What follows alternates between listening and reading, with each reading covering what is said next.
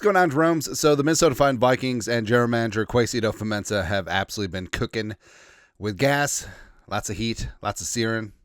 What was in that pan? Maybe a pork loin or something? I don't know. Whatever Bourdain was cooking in at Leal back in the day. Probably something French. Anyways, but Kwesi definitely been stunting on them hoes, and a part of it is the strategery. Right, playing the game within the game for compensatory picks. And basically what it comes down to, if you lose more qualifying free agents than you sign, you get some nice. So 32 draft picks assigned every year at the back end of the 3rd through 7th round. We won't know until, I don't know, basically free agency next year because they just announced the 2025 picks. But Vikings, as of right now, are looking good to get a little something for comp picks in 2026. Now, it seems like the threshold for a qualifying compensatory pick is about $3.5 million average per season this year. And this from our friends at Over the Cap. They do a phenomenal job of reverse engineering the NFL's proprietary formula. And the Vikings right now would have a 3rd round compensatory pick with slinging Sammy Darnold clearing. And you go through, because basically what it comes down to is average per year. And it comes down to average per year. There's some playing time, Pro Bowls, and stuff like that. But generally, it's the monies. And you can have players that you sign who are qualifying, cancel out players that you lose, and that's where you go from there. So, like I said, threshold seems to be $3.5 million for a 7th round pick qualifying, and also players like Javon Hargrave as well as Jonathan Allen, like we said ad nauseum, do not count in the formula because they were cut. That's why there's certainly value there. And also the Vikings that signed, like, say, Cooper Kupp, that wouldn't count since he was cut by the Rams. But they didn't, so it doesn't. So basically, any player that the Vikings sign from this point out, as long as they're under $3.5 million average per season, the Vikings be okay. So Eric Wilson, his full contract details aren't out yet, but I'm sure he'll be less than $3.5 million per year. Tavierre Thomas, I believe, is 2, so he doesn't count in the formula. Couldn't sure if he'll have gotten like a couple dollars more because maybe that would bump that up. As well as if the Vikings sign Rondale Moore, he's probably going to be less than $3.5 million per year. So no muss, no fuss there. Now, what's noteworthy is that the Vikings still have Cam Robinson floating out there. The left tackle the Vikings traded for at the deadline last year.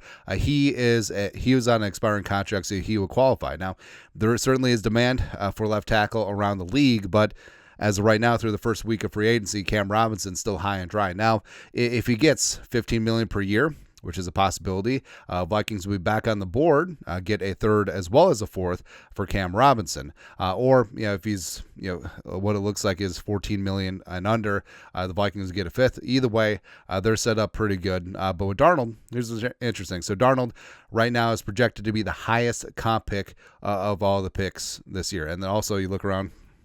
So Dan Moore would be a 3rd for the Steelers. Milton Williams would be a 3rd for Philly. Aaron Glenn, because the Lions get credit for him getting the Jets head coaching job, is a 3rd. And then it goes on from there. Now, obviously, having a quarterback signed for big money elsewhere off an expiring contract certainly helps out. That's what happened with Darnold signing that contract with the Seahawks. And also the Vikings had the highest comp pick, number 97, in this upcoming draft, 2025, because Kirk Cousins got paid by the Falcons. Maybe a little bit too much. I don't know. But of course, like I said, like, bottom line, like, does this factor in? Yes, it does. Is it the make or break thing? Like, if the Vikings were able to get Milton Williams, or the Vikings were able to get Trey Smith, if he hit open free agency, would they just be like, well, we got to think about the comp picks? Nah, I think that would have been set aside. They would have made it work. It is what it is. But the acquisition of comp picks is a sign of a healthy and well-run organization where your players are playing out the extent of their contracts as opposed to just cutting them because they're not living up to their deals. And also, I mean, good teams generally don't overpay their own guys because either they pay them a little bit early, as evidenced by Howie Roseman as well as Eric DeCosta of the Ravens, or they just let him go and let some other team overpay them. Then they get that comp credit. And then generally, if you have a not top heavy, maybe top heavy, but well-run and deep roster, like, you're not going to have these massive holes, and you're not going to be a huge spenders in free agency. And hopefully the Vikings ideally are getting to that spot. And yeah, the Vikings have had 2 massive free agent classes the last 2 years, but that's been on necessity as the Vikings sojourn their way through the competitive rebuild. But all in all, Hopefully the Vikings will get some nice, hopefully a third and a 4 or a third and a 5th, depending on where Cam Robinson lands, and we'll just go from there. But that's it.